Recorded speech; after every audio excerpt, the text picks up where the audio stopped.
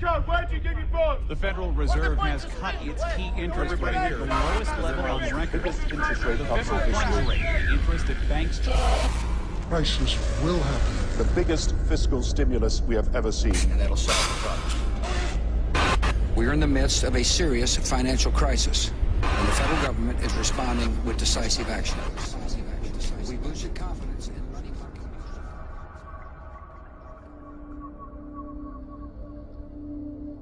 market. Have you taken a large home loan? Or did you put your savings in stocks, mutual funds, or bonds? If not, then you can relax. But all of us who did are living on borrowed time. This is the story of the greatest financial crisis of our time, the one that is on its way.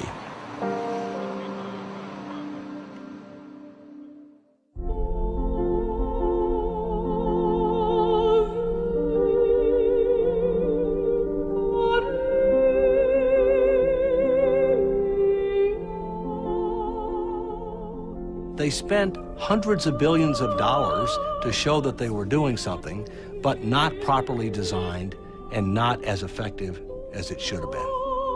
When they start losing money, hey, we got to get back in the game. We got to get those dice rolling again. Hey, let's create another bubble. You think the dot-com bubble was too big? We got a bigger one for you. We'll call it the real estate and the credit. Well, the problem is they never actually cure the crisis, right? They just give alcohol to a drunk. It doesn't sober him up. It just, sets him up for, a bigger hangover. And that's all we've done. And that's all we're trying to do. And so I know at some point you kill the patient, right? At some point you can't drink anymore. It's just the end of it. You reach the end of the ability. And that's where we are. Congress wanted to believe them. Congress wanted an excuse to bail out the auto workers. And the executives gave them just enough political cover to say, well, I'm not really doing this because I want auto worker votes and I'm going to give them a huge amount of money. I'm really doing this for the American economy. The Federal Reserve has cut its key interest rate to the lowest level on record. The federal funds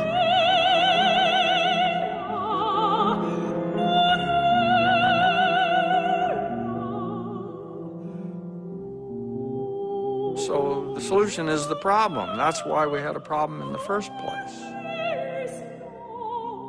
And this is the danger in protecting investors and consumers from the consequences of their own decisions.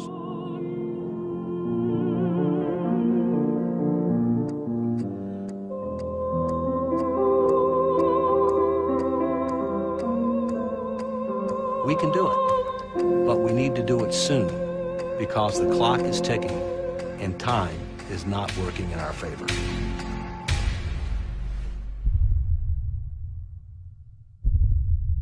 I know many Americans have questions tonight. How did we reach this point in our economy? And what does this mean for your financial future?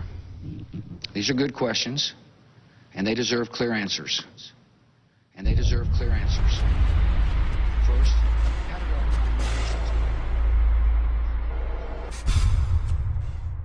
They took down the symbols, the financial symbols of America, the twin towers of the world trade. Today, we've had a national tragedy. 2 airplanes have crashed into the World Trade Center.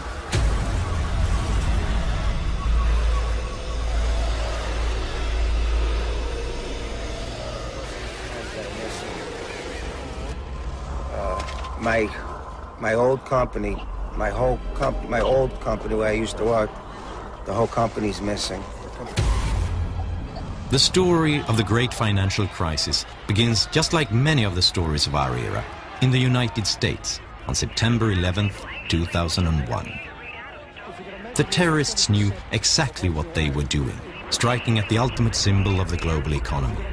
And they did it when the US was already slumping into a recession after the dot-com bubble had burst. Despite the tragic events of September the 11th, the foundations of our free society remain sound, and I am confident that we will recover and prosper as we have in the past.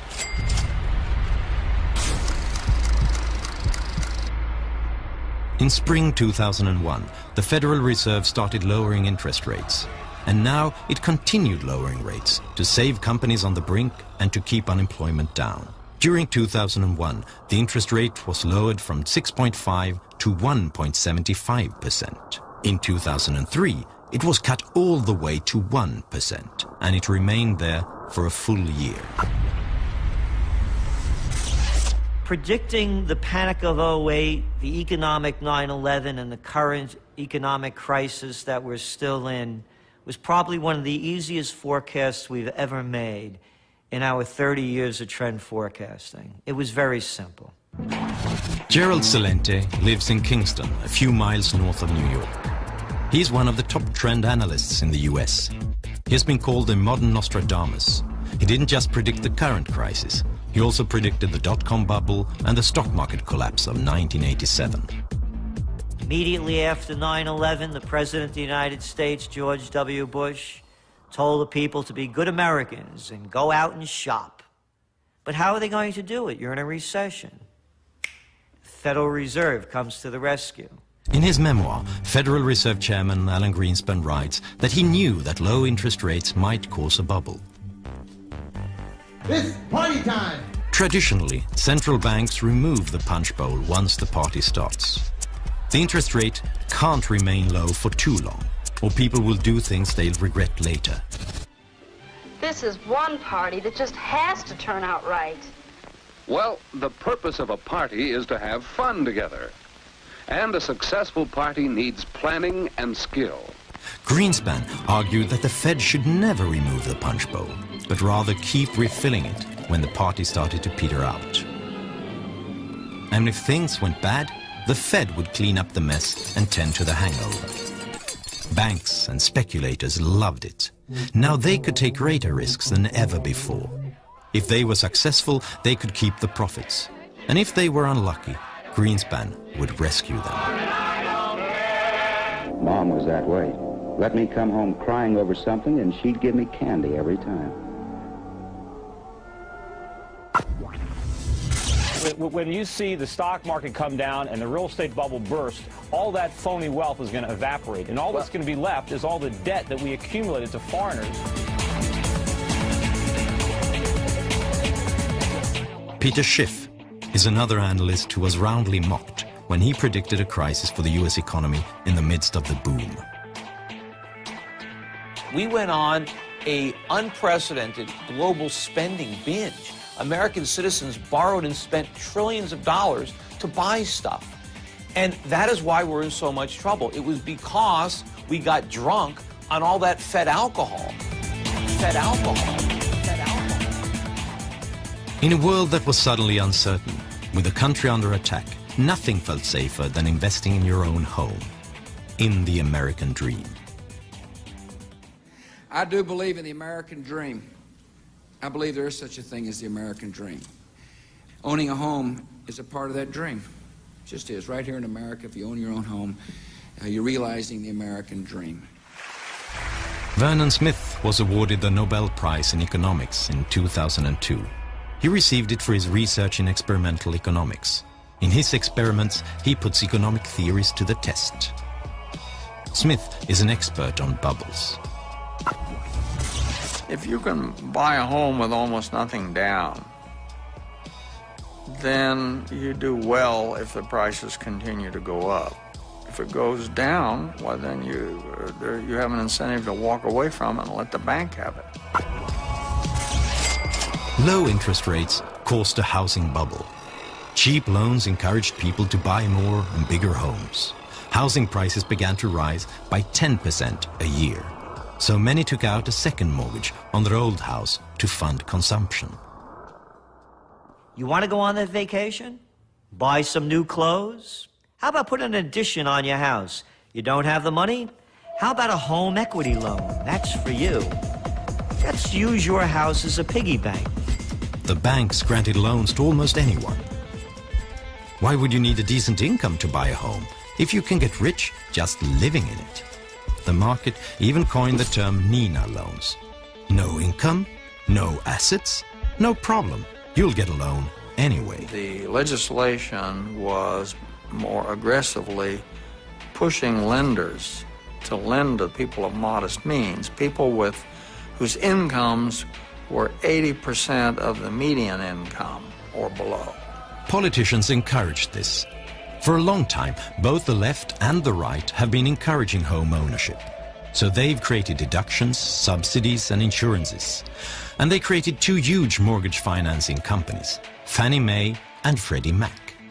Their job was to use thousands of billions of dollars to insure loans for people who couldn't get them on the open market.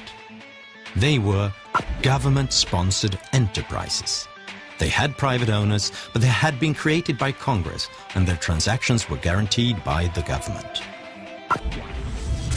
So particularly Fannie Mae and Freddie Mac are government-sponsored enterprises, and what it means is they're private, not now maybe, but they're private companies that have special charters from the government. And the thing about government-sponsored enterprises, which is the main thing people are talking about, is a sense that they're guaranteed by the government. First of all, government-sponsored corporations that help create our mortgage system. I introduced two of the leaders here today.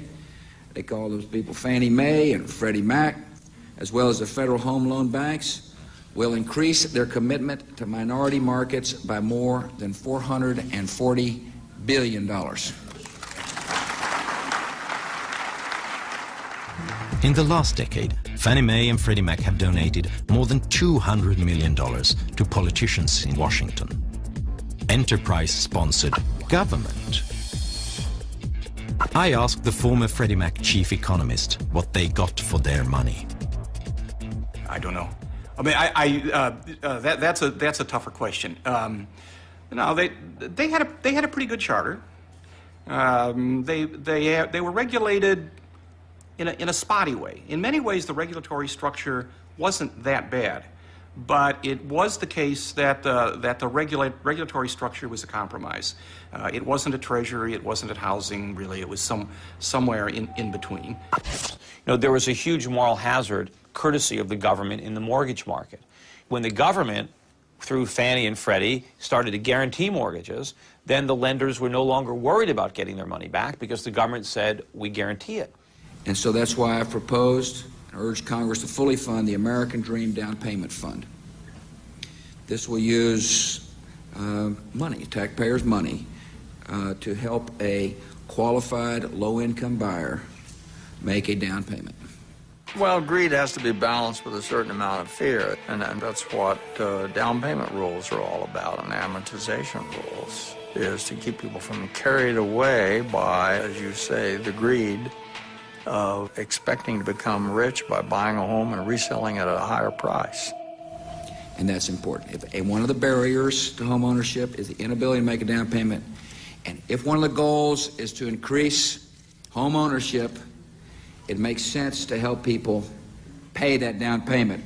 This is the problem, the moral hazard. We gave a moral hazard to home buyers. Once you say that you can buy a home with no down payment, all of a sudden there's no risk to the borrower. He doesn't care if he overpays, because if the house keeps going up, he makes money. If it stops going up, the bank loses the money. You know, we have moral hazards in our banking system. The U.S. government guarantees all bank deposits. Well, what does that mean? That means that depositors don't care what the banks do with their money once they deposit it, because they know the government guarantees it. And the federal government obviously has to play an important role. And we will. We will. I mean, when I lay out a goal, I mean it. Why are they doing that? Why can't we let mortgages be financed in the private sector? The reason is because the private sector would not finance these crazy mortgages, and real estate prices would have to come down to levels that people can actually afford. How can you promote home ownership if people can't afford the home? The big banks dared to make riskier loans because they had started repackaging loans and selling them to others as securities. They sold them to each other, to Fannie Mae and Freddie Mac, and they sold them to Norway, to Germany, and to China. If the loans turned bad, someone else would end up with a hot potato. I guess we're a little early. What do you want to do? Anything but inspect this temple of capitalism. Oh, Nick. Look at them. Their eyes popping out of their heads, drooling over the very things that are taking away their jobs. Now, Nick, don't get all excited. My family thinks that America is a pretty swell place, and I don't want you to disillusion me. I know. Everybody wanted to buy because the rating agencies that rate securities gave the mortgage-backed bonds their highest rating. They promised huge payoffs at near zero risk. The rating agencies thought that house prices would just keep rising. And then there was that minor detail that the rating agencies were being paid by the sellers of the securities. And I think the process was corrupted. First of all, the government licenses Moody's and Standard & Poor's, so there's only a few companies who are authorized to rate these bonds, so it wasn't really a free market. The government was in bed with Moody's and with Standard & Poor's, but also you had this perverse relationship between Wall Street and the rating agencies where they were paying the rating agencies to rate the products that they were structuring. And so there was, this was an incestuous relationship where they knew if they put bad ratings on them, they wouldn't sell. And if they didn't sell, they wouldn't be making all this money constantly rating them. They were great days, but it was all based on a market on steroids. Loans were cheap enough to keep driving housing prices up. But when interest rates returned to normal levels in 2006, the spell was broken. But for one person, the future was still bright. Ben Bernanke, Alan Greenspan's successor as Federal Reserve Chairman. Tell me, what is the worst case scenario if, in fact, we were to see prices come down substantially across the country? Well, I guess I don't buy your premise. It's a pretty unlikely possibility. We've never had a decline in house prices on a nationwide basis. People could no longer get new loans to pay off the old ones. Those who had been given a mortgage despite a very low income couldn't afford to stay. The prices started falling, making the mortgage-backed securities increasingly worthless.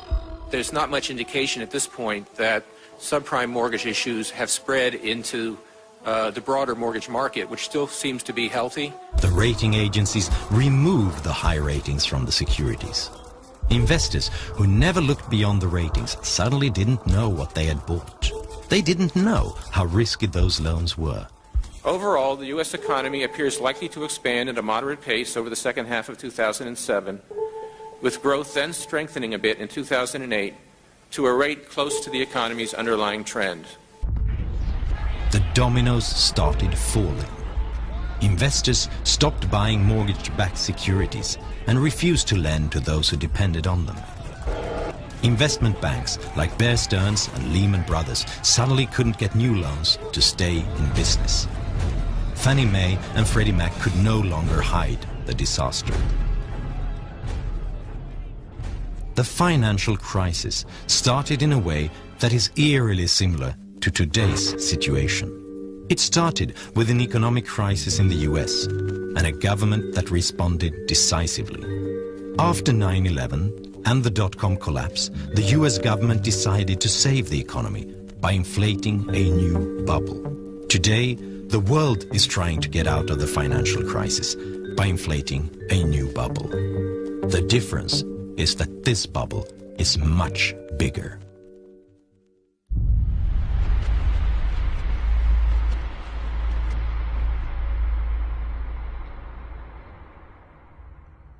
After they did the dot-com bubble, and that burst, and they reinflated it with the real estate and credit crisis bubble, and then when that burst, now they've created the bubble of all bubbles. And it's not only the United States, this is a global bubble. They're all into it.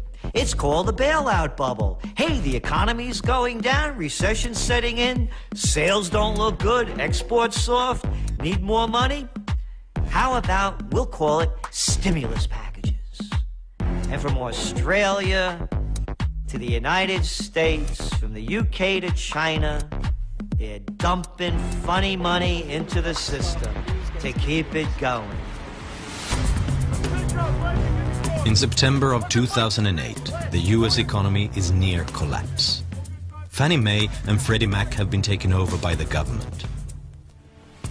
On September 15th, giant investment bank Lehman Brothers goes bankrupt after monumental bets on real estate. AIG, the largest insurance company in the world, collapses the next day. Fear sets in. It seems like anyone can fail. Suddenly, banks no longer dare make loans to companies or each other. Experts warn that the economy is about to collapse. This CBS News special report, a presidential address to the nation. From CBS News headquarters in New York, here is Katie Couric. Good evening, everyone. President Bush asked the networks for this television time so he could talk directly to you about a national crisis. Some of this country's major financial institutions are in danger of collapsing under the weight of bad mortgages, and that would be devastating for the entire economy. We are in the midst of a serious financial crisis, and the federal government is responding with decisive action.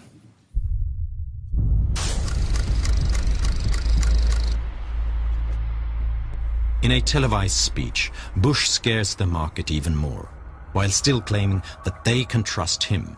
He has a solution. Under our proposal, the federal government would put up to $700 billion taxpayer dollars on the line to purchase troubled assets that are clogging the financial system.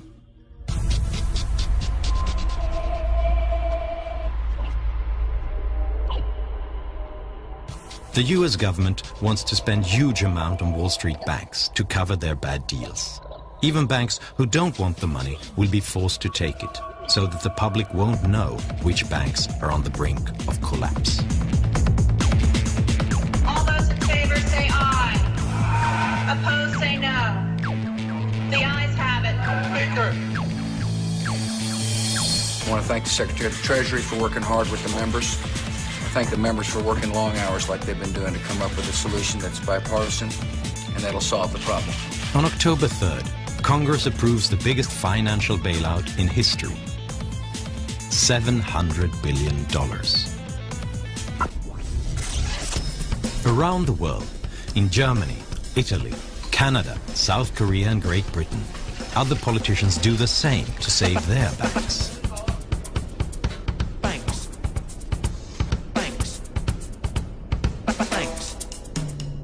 We've taken the right, the decisive and the tough decision that was necessary to protect the stability of the financial system and to protect the depositors.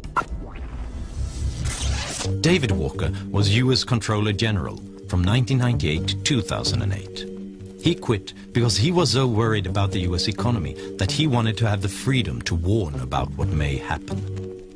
In my view, the bailout was necessary in certain regards, but in many cases we wasted a lot of money because we didn't do three things. First, have clearly defined objectives about what we were trying to achieve.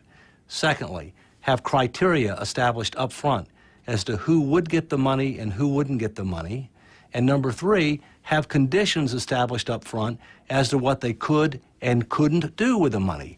And as a result of not having those three things, some people got the money that didn't deserve it.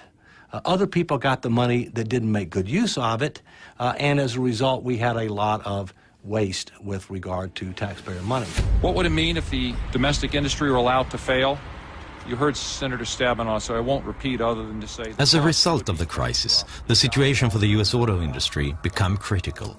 On November 19th, their CEOs fly to Washington to demand money. The executives came out and they said, if you don't do this, we are going to see a jobs holocaust. They issued extremely high estimates of how many jobs would be lost that included counting every single company that supplies them with anything. That's why this is all about a lot more than just Detroit. It's about saving the U.S. economy from a catastrophic collapse. A month later, President Bush gives billions of dollars to General Motors and Chrysler. The money comes from the bailout package that was really only designed to save the financial industry. Now some U.S. auto executives say that their companies are nearing collapse, and that the only way they can buy time to restructure is with help from the federal government. Megan McArdle is a financial analyst for The Atlantic and has written extensively about the problems of the U.S. auto industry. Congress wanted an excuse to bail out the auto workers, and the executives gave them just enough political cover to say, well, I'm not really doing this because I want auto worker votes and I'm going to give them a huge amount of money. I'm really doing this for the American economy. But if you look at how much money we gave them, I mean, you're talking about almost $100 billion is how much we will end up spending on this. You know, even if you were saving millions of jobs, it would have been cheaper to give every single one of those people $100,000 to go out and, you know, find a new job. The big guys on Wall Street, they can't take their losses. They're crybaby capitalists. Oh, they preach capitalism for everybody but themselves.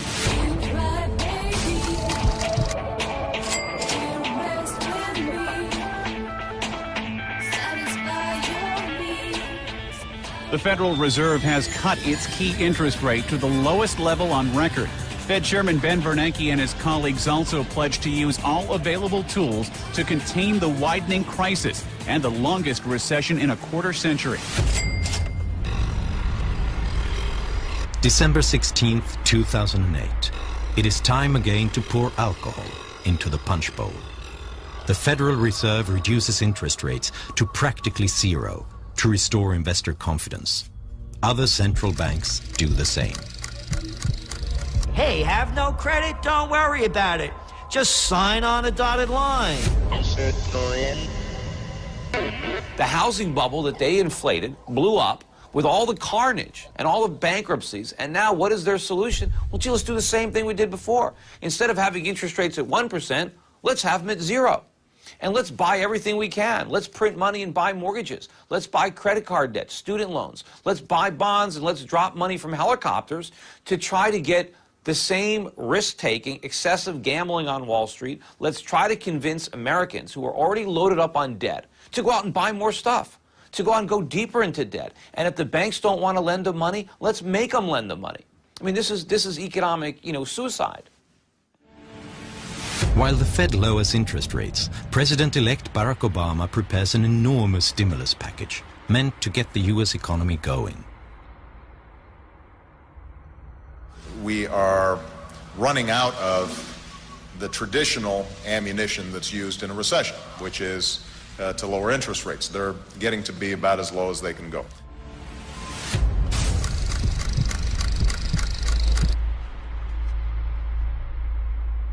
The American Recovery and Reinvestment Act that I will sign today, a plan that meets the principles I laid out in January, is the most sweeping economic recovery package in our history.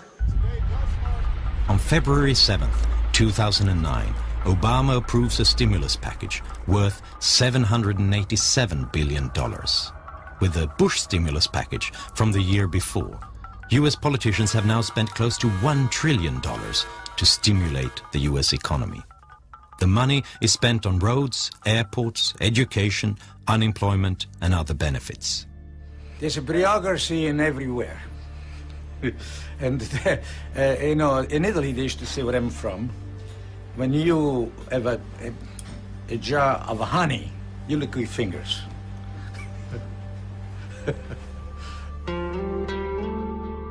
The town of Union is located a few hours from the Canadian border. This is where the computer company IBM got its start and grew to be the biggest in the world. The factories are now empty, but the town has acquired a small town rhythm.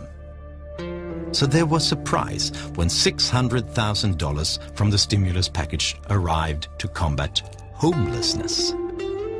On occasion, our police officers may run across someone and they try to, take the person to an area where the individual can get some shelter and get something to eat. But it's not a problem here.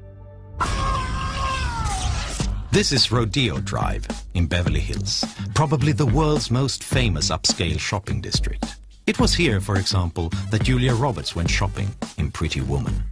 Stimulus money has made its way here as well. These streets are to be repaved to the tune of $1 million. Sure, there are potholes in the asphalt, but is this really the economy that needs to be stimulated?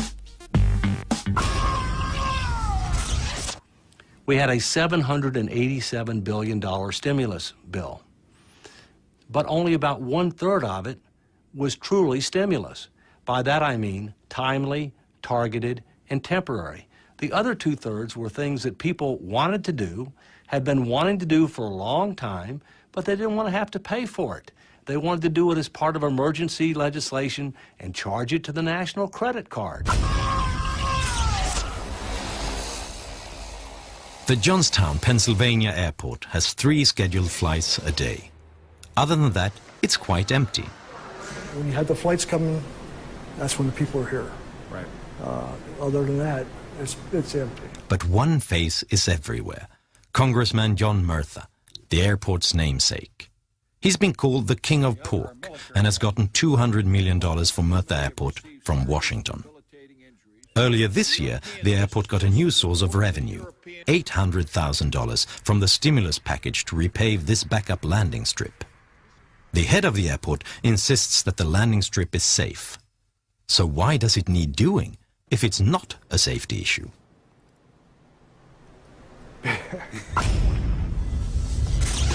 Because of the steps we've taken, this plant is about to shift into high gear. One of the biggest stimulus programs was aimed at the auto industry, cash for clunkers. Turn in your old car and get cash toward a new one from the government. It was so popular that its $1 billion budget ran out in a week, so more money was quickly injected. Many countries offered similar programs. Germany had the biggest one and handed out almost $7 billion to those who scrapped any car more than 9 years old while buying a new one. Our government seemed to think that German auto industry is so important, we have to support it in some ways, and therefore they created this bonus. They didn't call it a scrapping bonus because I think they knew just how ridiculous that was, so they called it an environment bonus. Karen Horn is a doctor of economics at a German economics institute. And of course, people took advantage of that. It worked as long as it was on, the program worked, but now it's out, it's over, and of course, numbers are dropping. People are feeling that they ran into additional debt due to that bonus that they wanted to take advantage of, and they're having problems they didn't anticipate. So Germany spent almost $7 billion to scrap fully functioning cars and to maintain excessive auto factory output. Once the program ended, the industry was right back in the doldrums. I was just very surprised that people would accept the idea so readily. That they would accept the money is something else, who wouldn't, but that they would find this a solution that they deemed viable. It doesn't give me a very good impression of the rationality of the voter and taxpayer, I must say. And that's where we are. I think at this point, the problem is now so big that government stimulus is not going to, buy us another 5 or 6 years of phony growth like it did last time. Because we have to accumulate so much more debt now. Because the bigger the problem gets, the more we have to stimulate to get that short-term boost. But now the bigger the bust, because now we have a bigger stimulus, to get out of the economy. About a year after the worst economic crisis in modern history, Lehman Brothers is gone. But apart from that, Wall Street looks much the same. Many banks are reporting record profits. The world's stock markets have skyrocketed. The market is finally breathing a sigh of relief. But isn't it somewhat uncomfortable? Haven't we been here before? All the measures that we have taken to save the economy, the low interest rates, the massive debt, the safety net for the financial industry, these are the very things that led us into a crisis in the first place. We've been saved from the consequences of one burst bubble by inflating 100 new ones all over the world.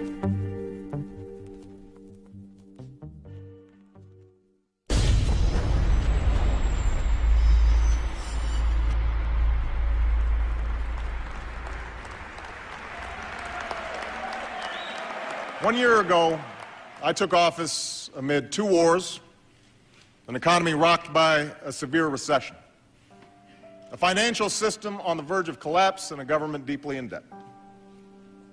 Experts from across the political spectrum warned that if we did not act, we might face a second depression. So we acted, immediately and aggressively. And 1 year later, the worst of the storm has passed. Viens avec moi à l'hôtel d'amour. L'amour est partout. L'amour est pur et libre. Réaliser tes rêves à l'hôtel d'amour.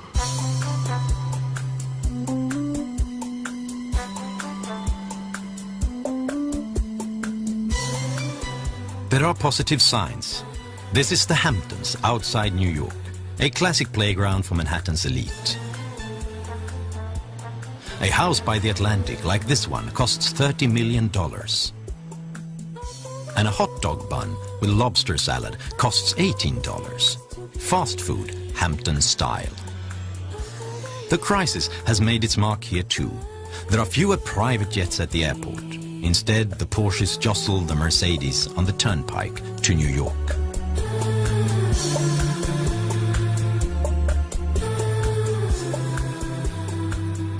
New York City, Washington, D.C., and Los Angeles, California don't represent the real world.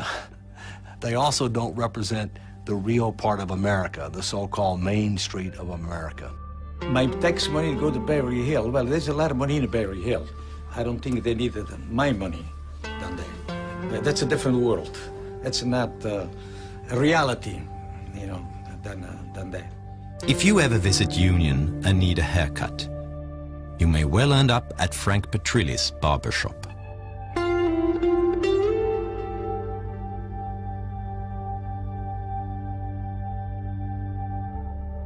But unfortunately, a lot of people lost their homes because they lost their jobs. And they're not living the life that one time were able to do it. A lot of the young people, especially educated, they try to move, go out of town. But I believe no matter where they go, the situation is the same all over. Where are they going to go, Detroit? Now listen, son. I wasn't going to tell you this, but you're the reason we came here all the way from Indiana. You've heard all the talkers. Now I'm going to show you the doers.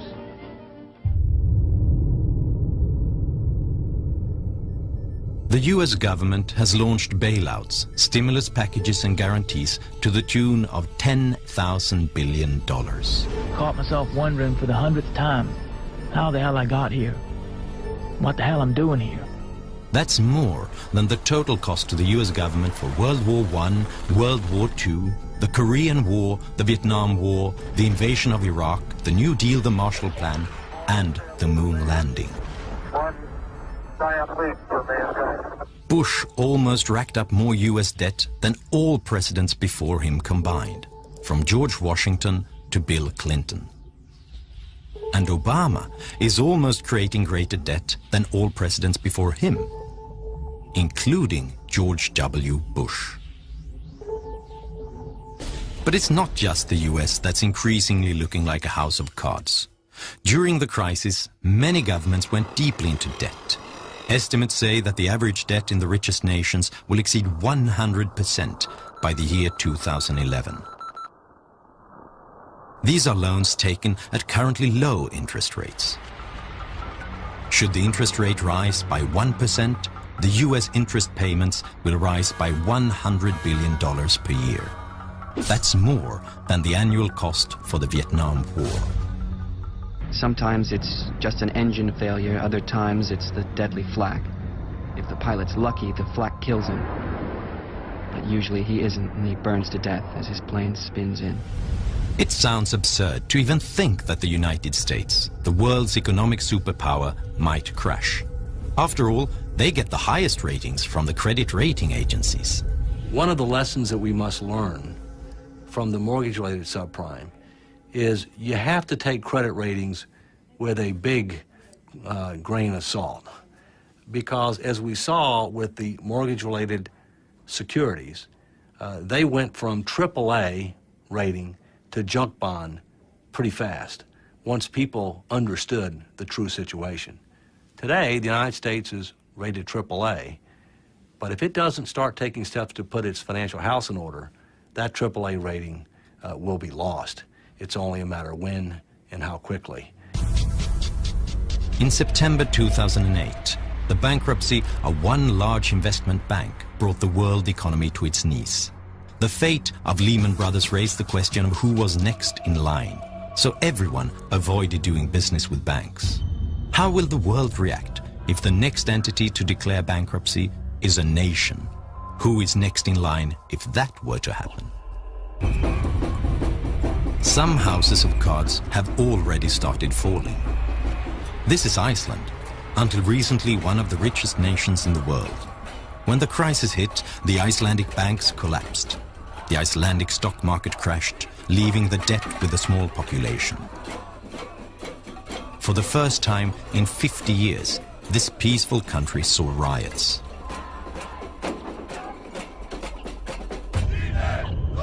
This is Greece. Here, deficits have hit a record high. The national debt is approaching 135% of GDP.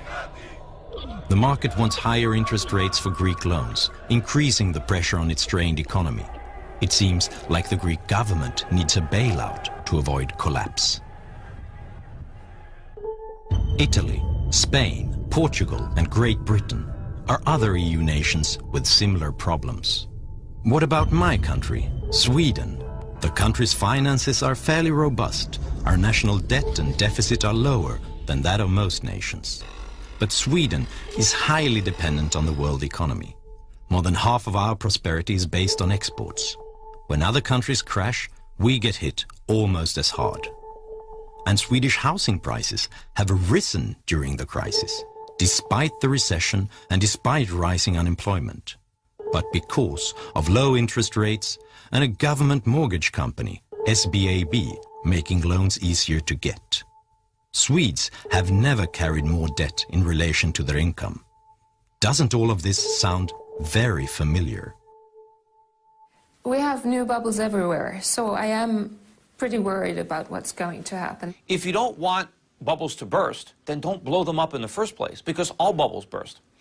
If enough things can go wrong, some of them probably will. The question is just which needle will burst this bubble? Will it be new credit losses as banks take on greater risks, knowing that the government considers them too big to fail? Or falling stock prices as interest rates rise and the steroids wear off? Will it be the Chinese economy overheating? Or will it be a collapse of confidence in the US dollar?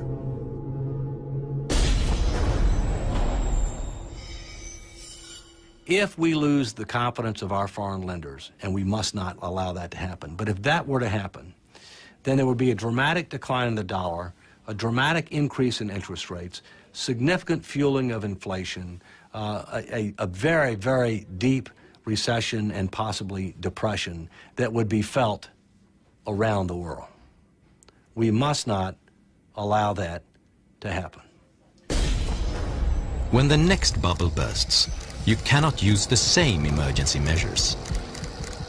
You can't lower interest rates that are already at rock bottom.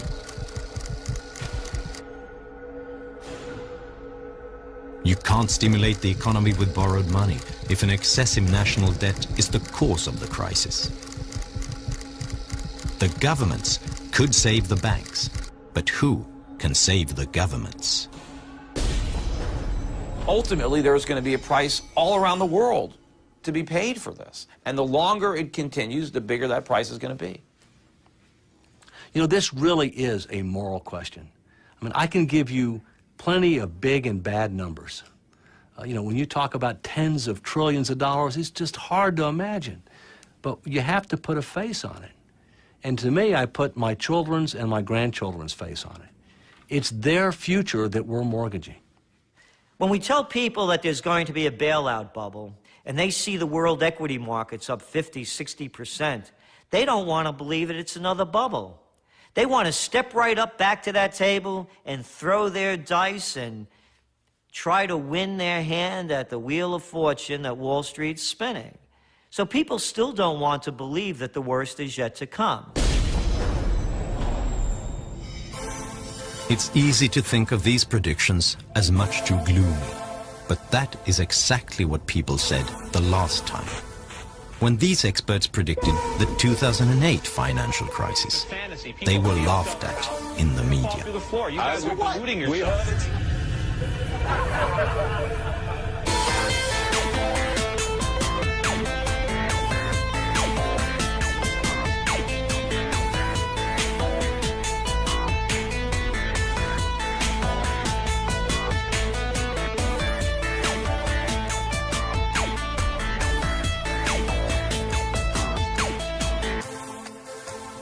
We can do it, but we need to do it soon because the clock is ticking and time is not working in our favor.